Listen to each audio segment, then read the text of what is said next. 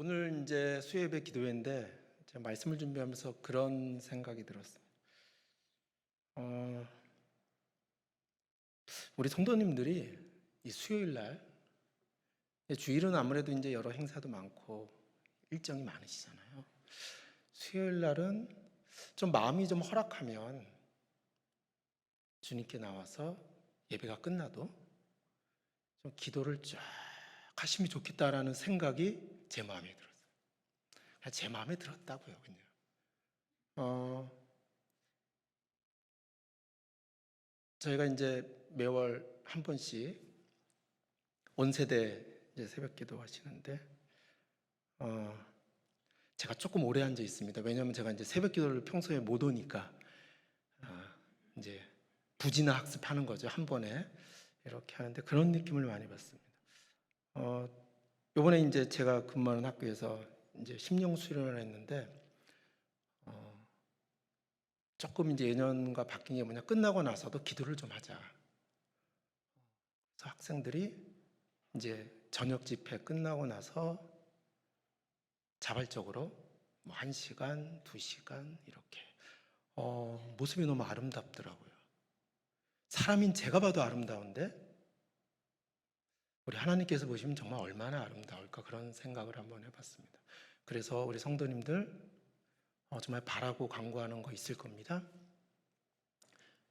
지금 동굴에 막혀서 더 이상 오도 가도 못하는 상황에 있는 성도님들,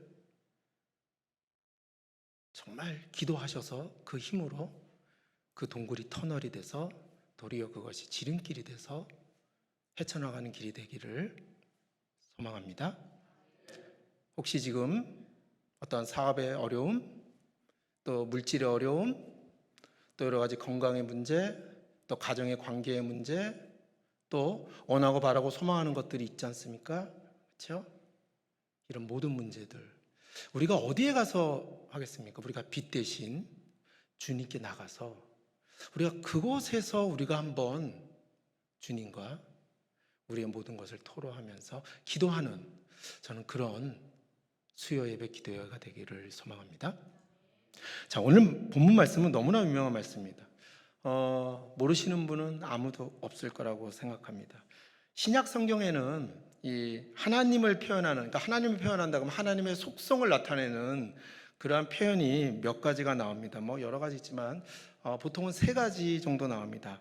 하나님은 영이시니, 우리 주일 예배할 때 예배하는 자가, 하나님은 뭐라고요? 영이다. 그러니까 하나님의 속성이, 하나님은 영이시다. 또는 오늘 이제 말씀에 있는 것처럼 하나님은 빛이다. 그렇죠? 그리고 3번째는 하나님은 사랑이시다. 크게 하면은 하나님은 영이요, 하나님은 빛이요, 하나님은 사랑이다. 오늘은 그 중에서 이 빛에 대해서, 실은 이 요한 1서는 사도 요한이 그 소아시아 예배소에 있는 교회에 있는 교인들에게 보낸 편지입니다. 이때 정말 이단이 너무 많이 팽배했거든요. 특히 영지주의, 쾌락주의, 방관주의, 다양한 이단들이 많았는데 그 중에서 특히 영지주의가 굉장히 성행했습니다. 그러면 사도 요한이 이렇게 하나님의 사랑을 인간의 시각에서 왜곡해서 마치 이것이 정말 하나님인 양 이렇게 이야기하고 다니는 그 이단에 빠지는 교인들을 보면서 너무 안타까운 거예요. 그래서 이들을 다시 어떻게 할까? 그런 고민에서 실은 그들에게 주님의 마음을 대변해서 쓴 편지입니다. 여러분 아시는 것처럼 영지주의는요, 딱 2개로 나누는 거죠.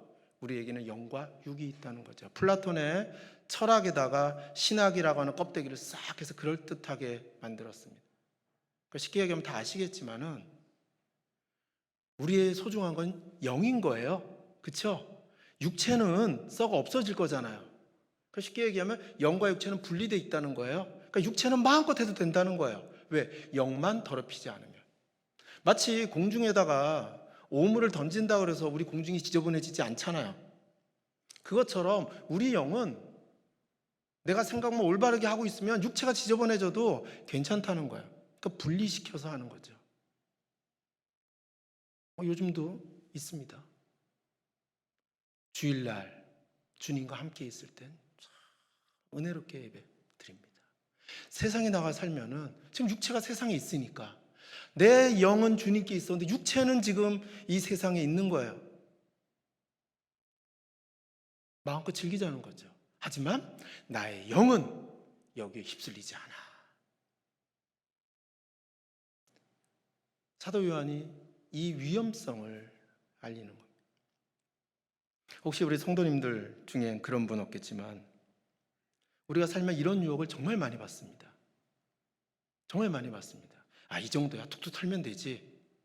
구원받았는데. 뭐 틀린 말은 아니죠. 구원받았는데.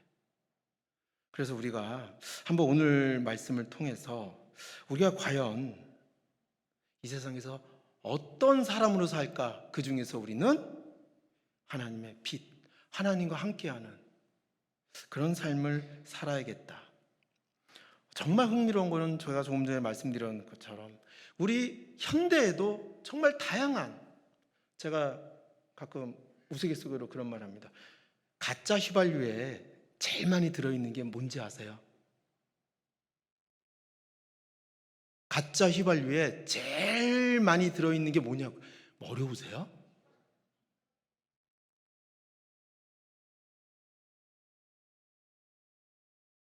다시. 가짜 휘발유에 제일 많이 들어있는 게 뭐예요? 휘발유예요. 진짜 휘발유예요. 그쵸? 가짜 휘발유에 제일 많이 들어있는 건 진짜 휘발유고 이제 나머지를, 그쵸? 다른 걸로 채우는 거죠. 차는 가죠. 엔진이 망가져서 그렇지. 이 세상에서요, 그럴듯한 이단들의 제일 많이 돼 있는 거는, 이단의 뜻 다 아시잖아요. 다를 이 끝단, 마지막만 달라요. 하나님으로 채워져 있다고요.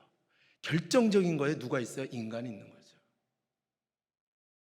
성도님들, 이거를 조심하셔야 돼요. 그래서 오늘 이 본 말씀을 통해서 우리가 한번 정말 하나님은 뭔가, 하나님은 누구신가, 한번 요한 1장 5절 한 말씀 한번 같이 한번 읽어보겠습니다. 우리가 시작.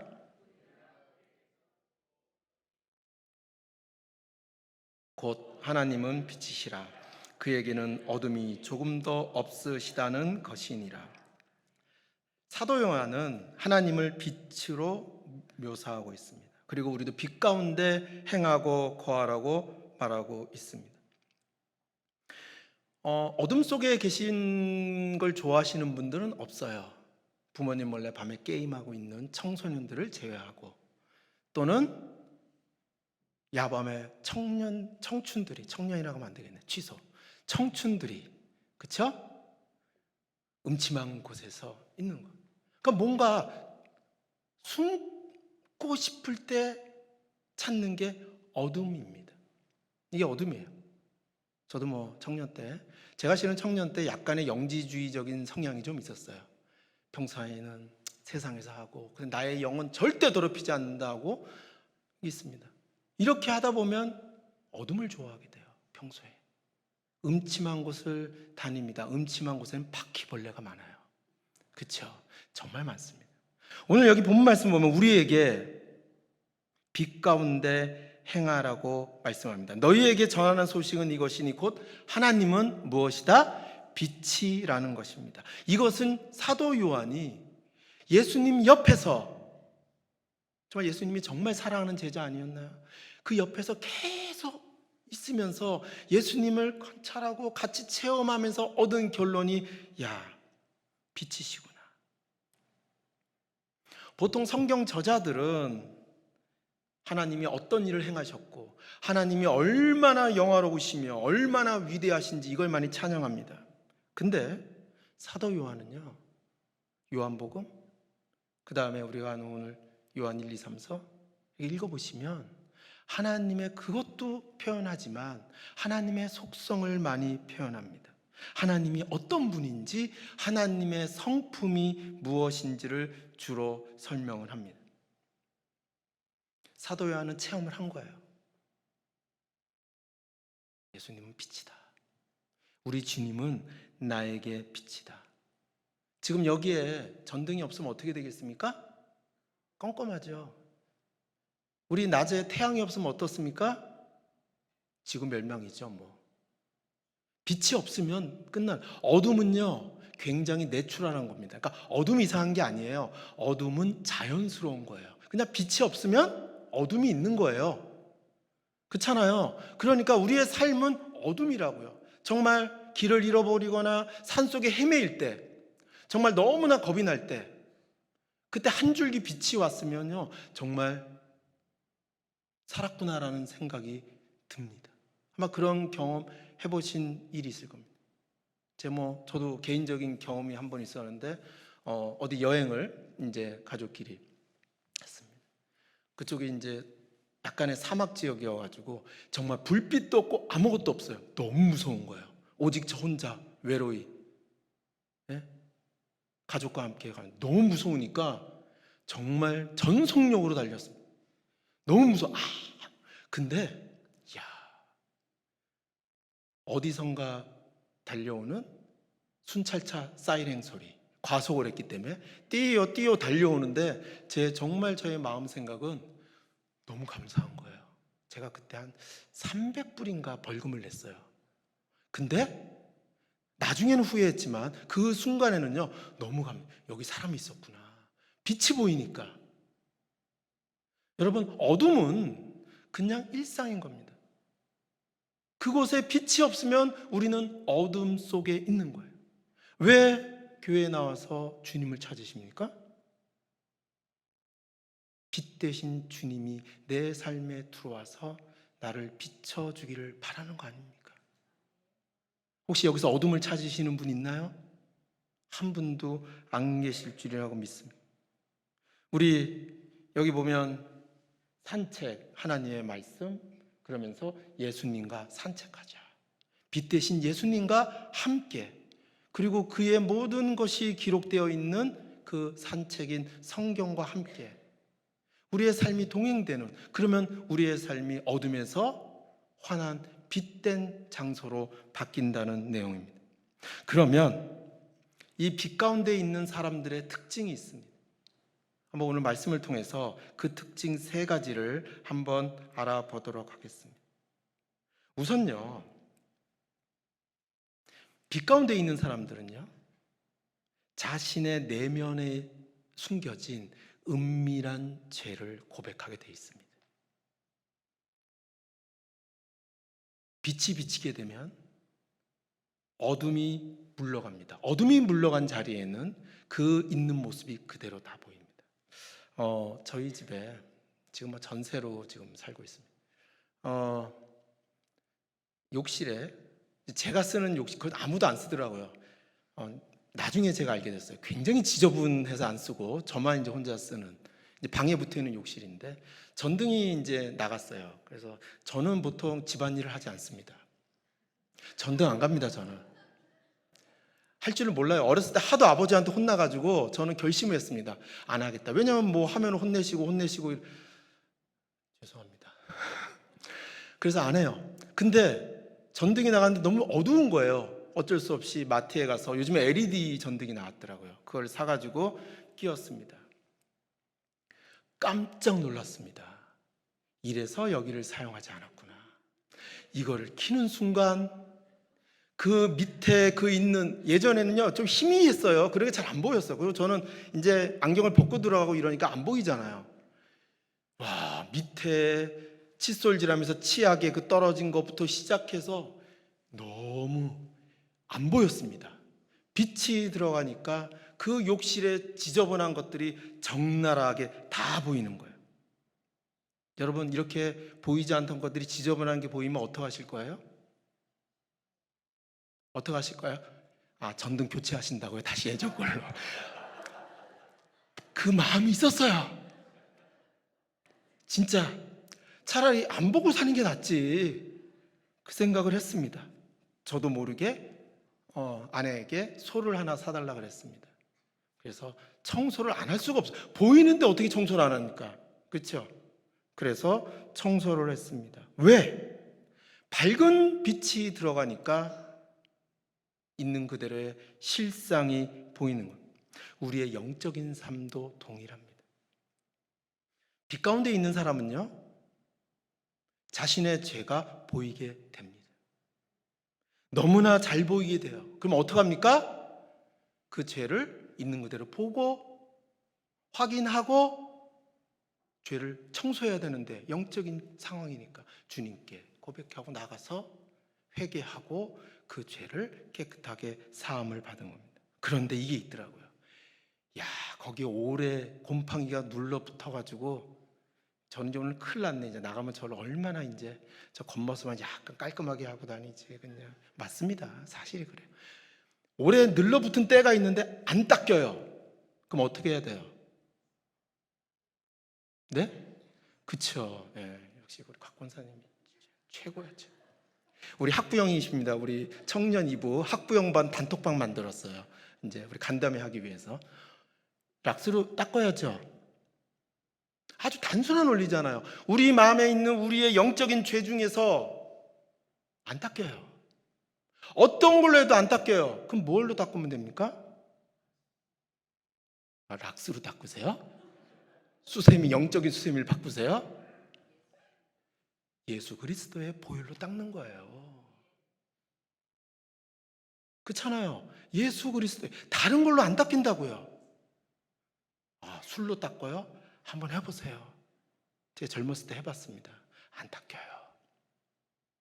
오직 예수 그리스도의 보혈로 그때를 닦는 거예요. 그렇잖아요. 우리의 죄가 보이는데 그대로 둘 수가 없잖아요. 거기 보면요, 요한일서 1장 7절 말씀 한번 읽어보겠습니다. 7절 말씀입니다. 7절 말씀. 그가 빛 가운데 계신 것 같이. 시작.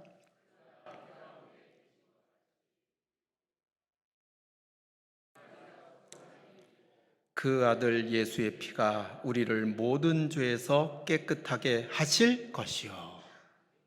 아멘. 하나님의 말씀입니다. 예수의 피가 우리를 일부 죄가 아니라 모든 죄에서 깨끗하게 하신다는 말씀입니다. 예수님이 우리를 구원했다는 사실에는 변함이 없어요. 그러나 우리에게는 계속해서 허물이 있습니다. 그래서 빛 가운데 있는 사람은요, 그렇지 않은 사람마다 자신의 죄를 더 많이 보게 됩니다. 맞죠? 틀려요? 그러니까 어떻게 보면 우리 담임 목사님 제일 많이 보게 돼 있어요. 가장 빛 가운데 계시잖아요. 그렇죠? 장로님들 마찬가지입니다. 저 오늘 신학교 가서 공부하고 왔는데 가니까 좀 보이더라고요. 많이 보입니다. 왜요? 환하게 비춰지잖아요. 성도님 어떠세요? 보이세요? 왜 그러세요? 성경 말씀이잖아요. 우리가 빛 가운데 거하면 우리는 우리의 죄를 더 많이 보게 되는 거예요. 그래서 우리는 매일 우리의 죄를 마주하게 됩니다. 그러니까 우리가 매일 마주하게 되면 어떻게 해요? 씻을 수밖에 없고, 그러려면 어떻게 돼요? 매일 주님께 나아가서 자복하고 회개하고 깨끗게 하는 거, 이거는 너무나 자연스러운 현상입니다. 수요 예배 그리고 기도회에 와서 우리가 주중에 와서 우리의 이 더러워진 이거 온라인으로 들으시는 분은 가정에서 하시면 되고요. 우리가 고백하고 깨끗게 돼야 되는 겁니다. 그런데 우리가 자꾸만 죄를 짓고 고백하고 닦고 막 이러면은 우리 스스로 어떤 생각이 드냐면, 마귀가 우리에게 주는 마음이 있어요. 뭐냐? 야, 나는 왜 이렇게 약하냐? 왜 이렇게 연약하냐 나는? 옆에 있는 다른 분들 보면 그렇지 않은데, 마귀가 자꾸만 이런 마음을 주는 거예요. 그러면서 막 넘어지게 하는 거예요. 더 너는 해도 안 돼, 이런 생각을 해요. 아마 그런 경험이 있으실 겁니다. 그러면서 어차피 죄 짓고 고백하고 회개하고 이러는데, 이런 수레바퀴 인생, 내가 왜 매일 회개해야 돼? 일단 한번 죄 쫙 짓고 나중에 한 번에 회개하자, 이런 생각도 들 수가 있어요. 그러면 제가 한번 묻겠습니다. 오늘 아침에 일어나서 세수하셨어요? 안 하셨어요? 혹시 안 하고 오신 분 있으세요? 오늘 이 닦으셨어요? 안 닦으셨어요?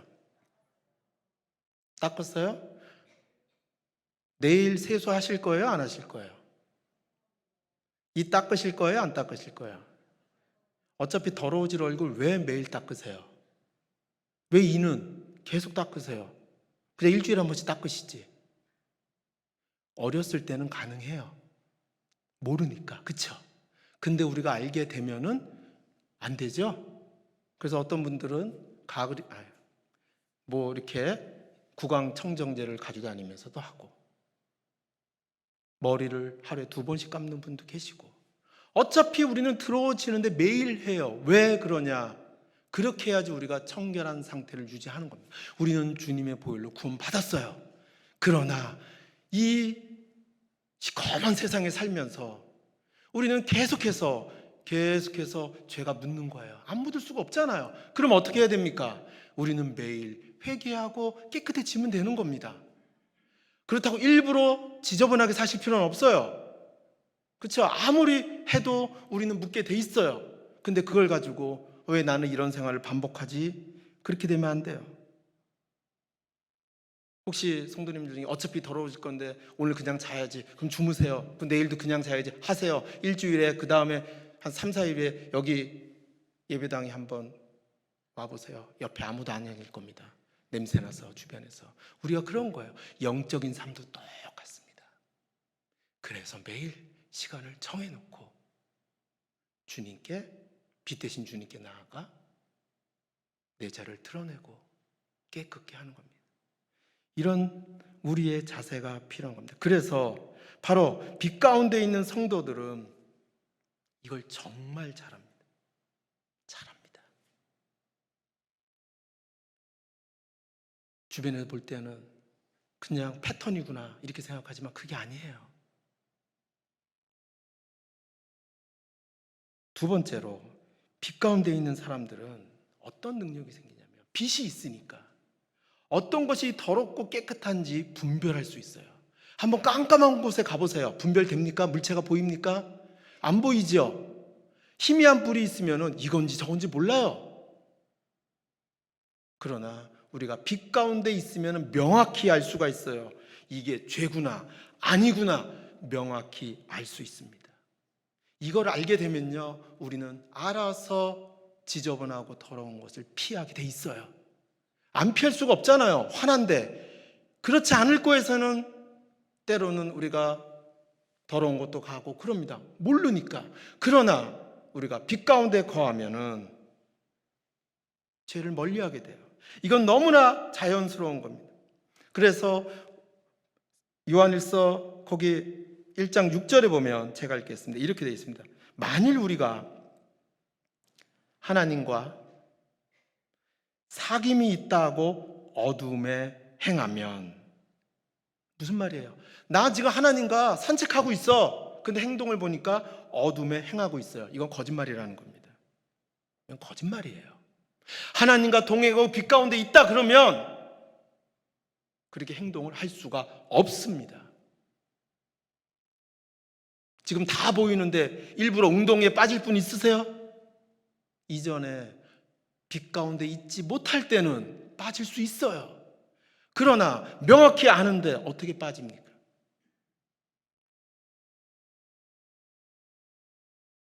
죄가 무엇인지 알게 되는 거예요.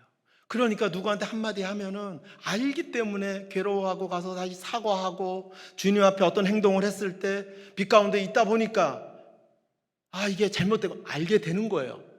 하지만 우리는 연약한 인간이기 때문에 반복할 수밖에 없지요. 그러나 우리는 그것을 알게 됩니다.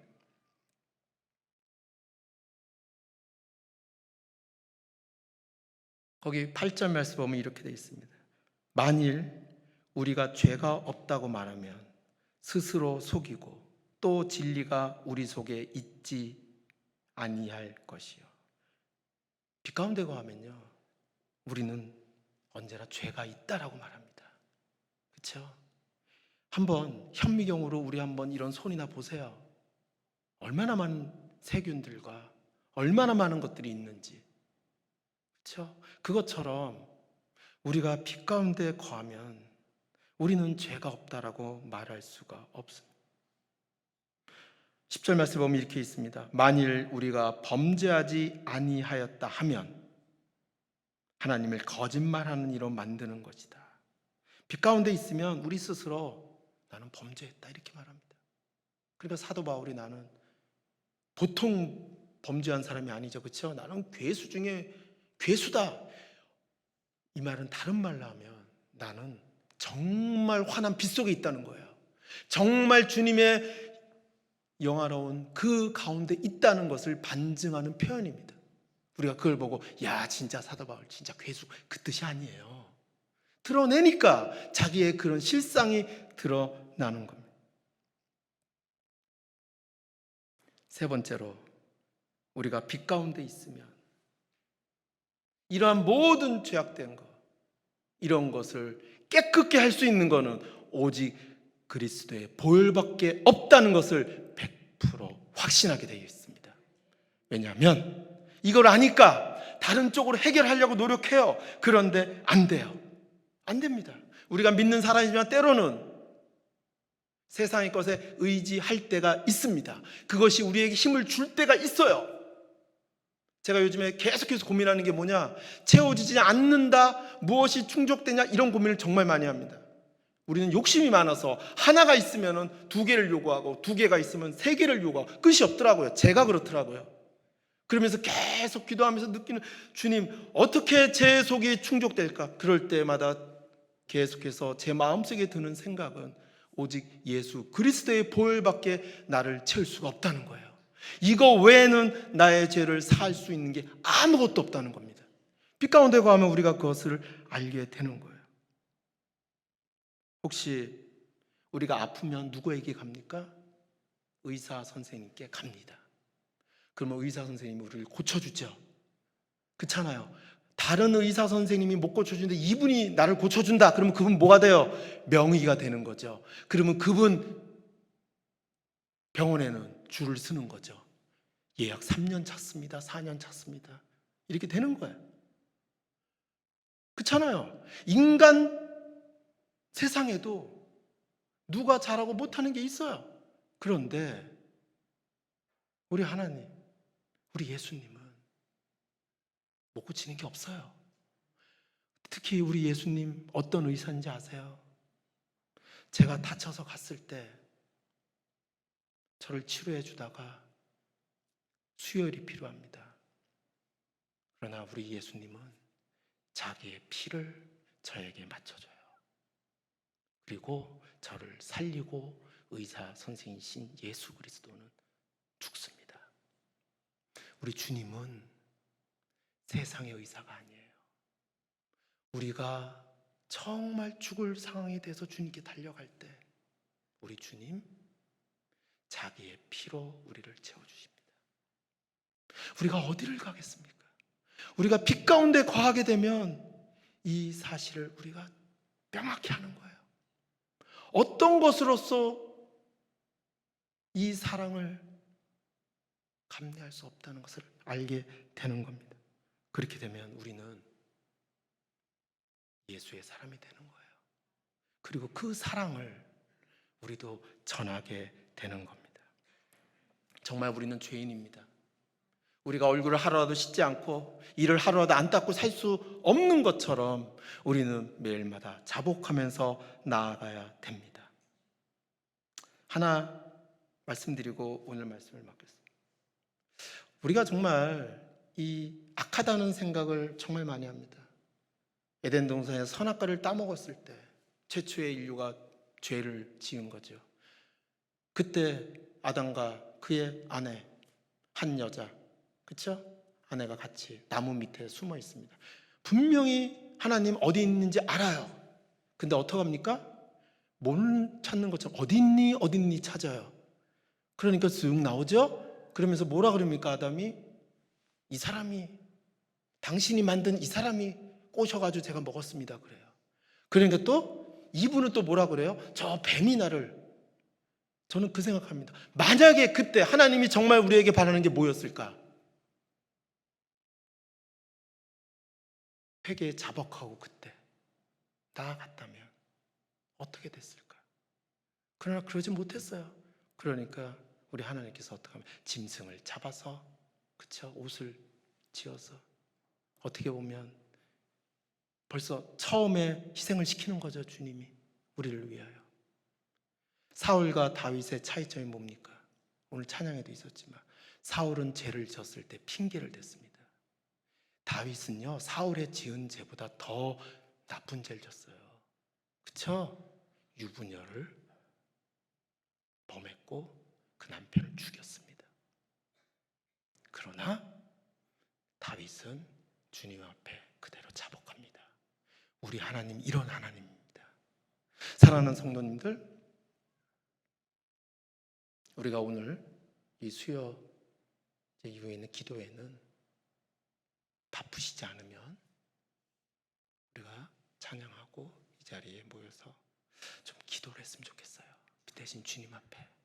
그리고 우리 담임 목사님이 지금 굉장히 열심히 기도하고 지금 나아가고 있습니다. 함께 기도하면서 우리 교회가 정말 빛 대신 주님의 교회가 되는, 정말 여기 오는 모든 성도님들이 주님 만나고 새롭게 되고 치유받고 나가는 그런 은혜가 있는 교회가 되고 우리 성도님들의 인생, 삶이 되기를 주님의 이름으로 소망드립니다. 제가 기도하고 설교를 마치도록 하겠습니다.